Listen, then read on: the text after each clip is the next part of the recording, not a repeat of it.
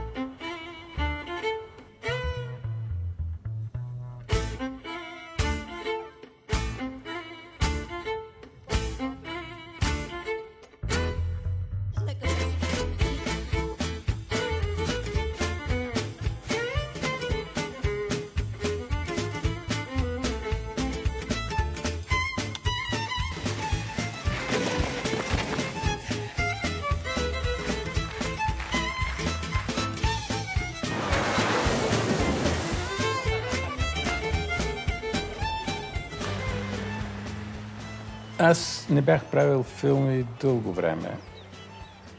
Бях се отдръпнал от новия начин на живот, съвременния начин на живот, градския начин на живот. Изпитвах непоносимост към всичко това, което ме заобикаля. И едно спасение сред природата ме накара да продължа да желая да съществувам. Иначе на моменти не виждах дори и смисъла. Има една реплика във филма: "Буклука не се търкаля нагоре, той се търкаля надолу." И затова аз се устремих нагоре.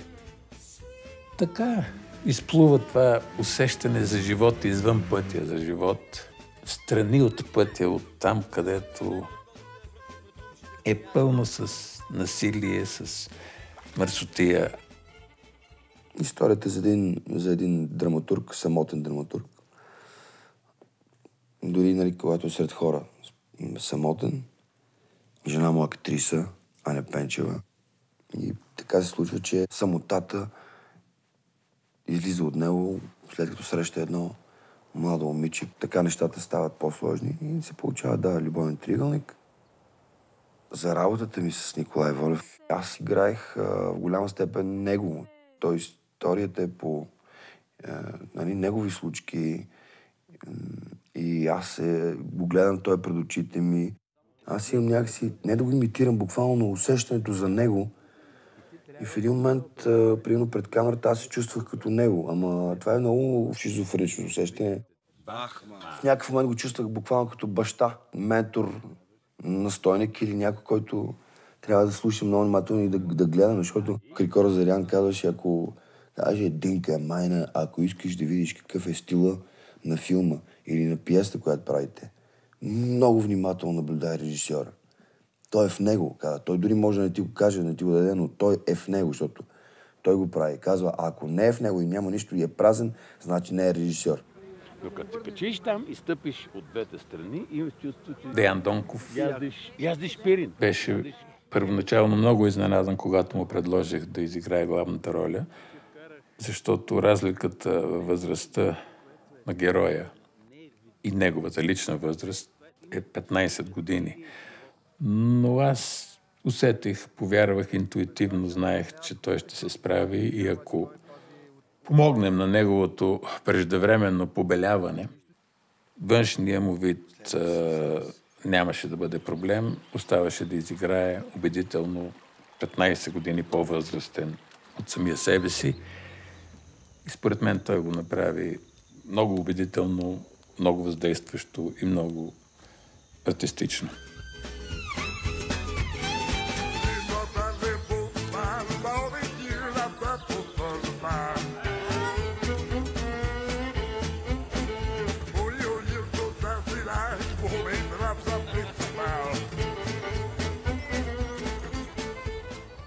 Знаеш ли какво нещо е живота, бе, дете? А? Настръхнало в бесено псе, това е. Той един ден дойде и каза, сменяме целият подход. Викам, Николай, стига, как така? Сериозно ли говориш? Той каза, да, сменяме целият подход. Главната актриса вече ще бъде ромка. Към така ли? Да. Това, викам, много не ме притеснява, защото все пак ти носиш отговорността. Единственото нещо, което ме притеснява, че аз играя бащата на главната героиня. Тоест, ако тя е от ромски произход, значи и баща е логично да е от ромски произход. Той ме погледа и каза, да, точно това искам да кажа. Той ме постави в условия да партнирам с едно момиче, което никога не се е занимавало с тази професия. За първи път го прави. Нейният ангажимент във филма е доста сериозен, но тя си е ромка. Тоест, при нея идва отвътре и самото врене на кръвта, усмивката и начинът, по който реагира и се радва и някой път плаче на ситуациите и идва отвътре.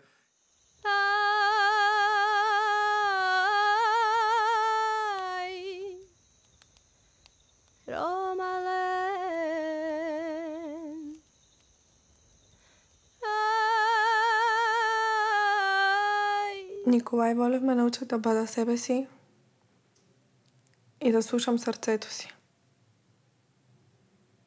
Да правя това, което искам.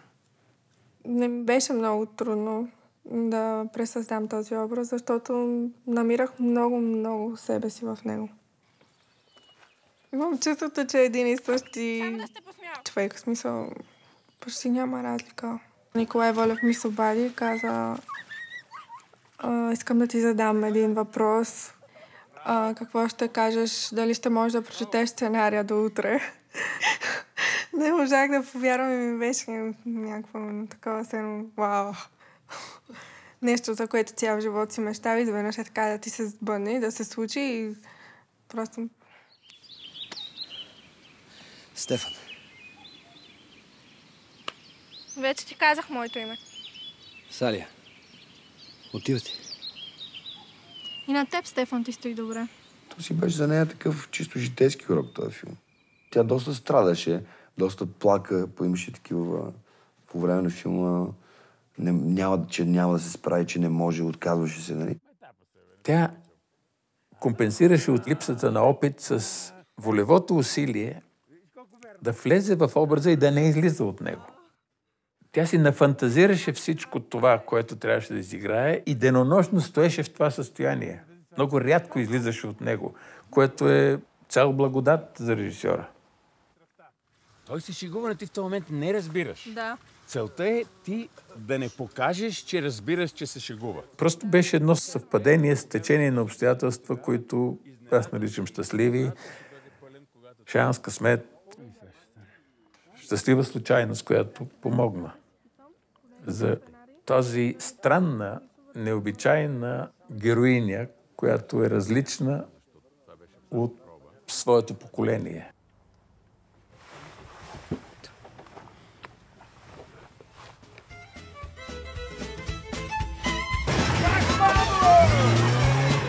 Да, като гледат филма, хората няма да знаят, че аз наистина не можех да карам тогава. Мисля, аз не се преструвах, аз наистина не можех да карам. Да, Сали не можеше да кара, като почна филма, но това беше за нея един много сериозен офроуд урок. Да си вземе листовките и да кара безопасно, защото в началото не караше безопасно там. Динката постоянно казваше: тя кара на магия, въобще как може, дали така? Тя от страх настъпва гъста, вместо да отнеме гъста. Това е сега да вземеш Калашников и като почне да стреля, то да се получи следното нещо. За малко щях да убия оператора, както и режисьора. Мисля, че е един от учителите също. Докато аз карах, абсолютно всички го беше страх, поне аз така си мисля.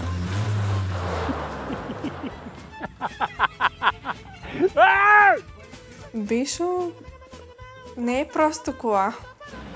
Всъщност той е просто като човек, като образ, като герой. Той си е герой във филма.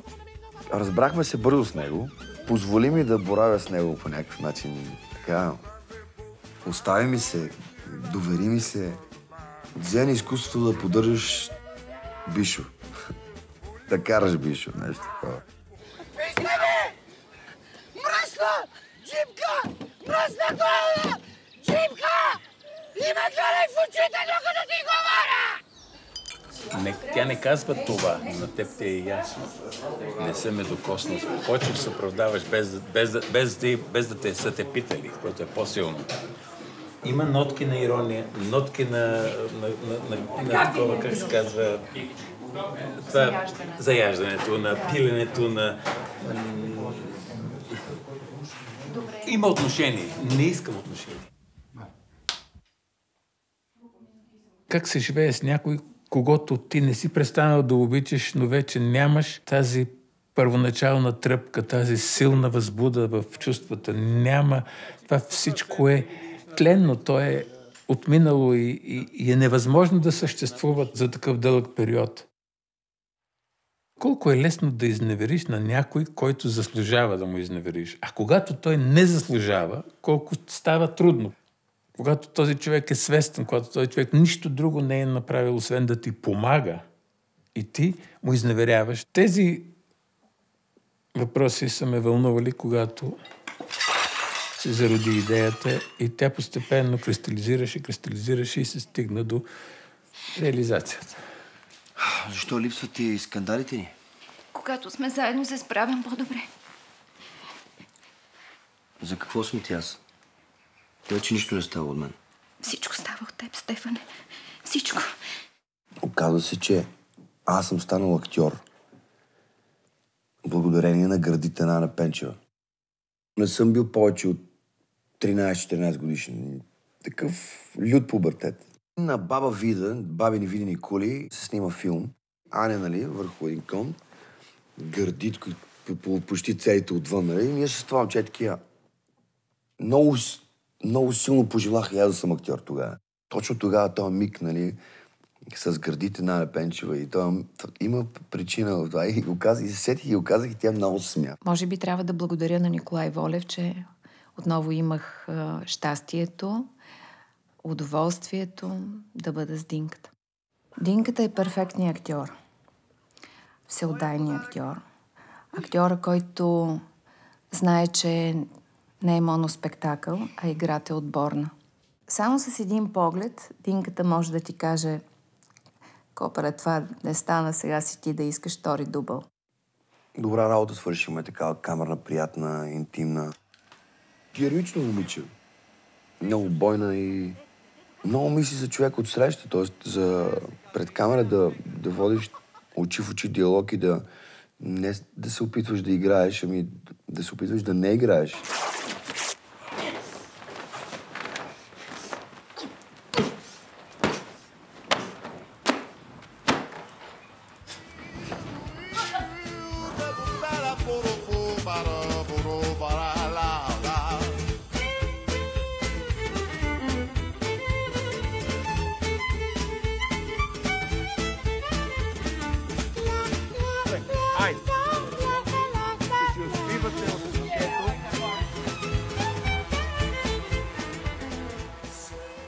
Едно е човек да отиде сам, както аз бях свикнал да скитам из красивите места и да се рея в идеите, които ми хрумват.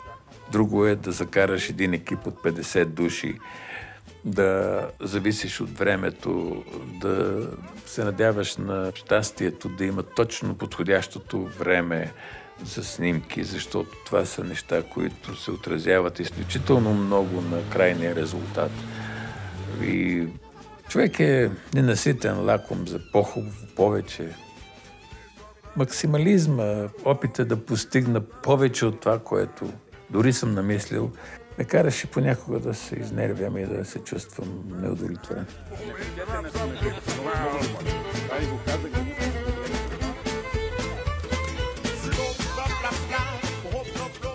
Снимките на тези често непристъпни, но изумително красиви места бяха, може би, най-голямото предизвикателство. И се надявам, че благодарение на всеотдайността на оператора Орлин Руевски и на неговия екип успяхме да уловим тези моменти и да ги плетем в сюжета.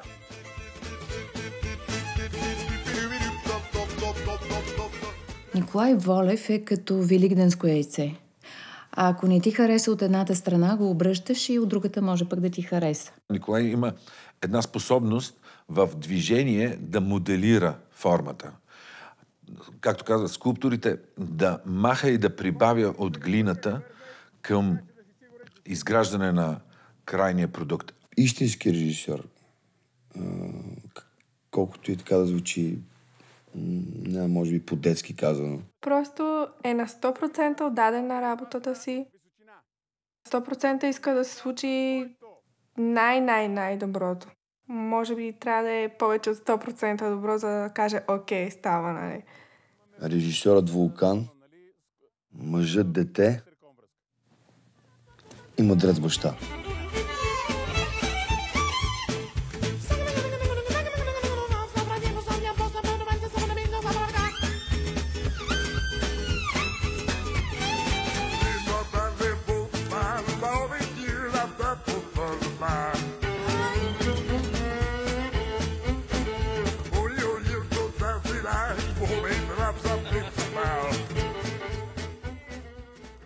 Героите от всички мои филми съм аз.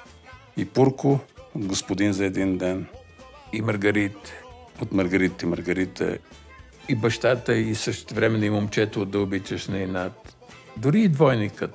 Аз по този начин можах да правя филми. Само по този единствен начин. Ако има голяма част от мен в това, което правя. Тук, вероятно, с съзряването, с остаряването, да си го кажем простичко, като че ли този обем е по-голям на моето присъствие в главния герой.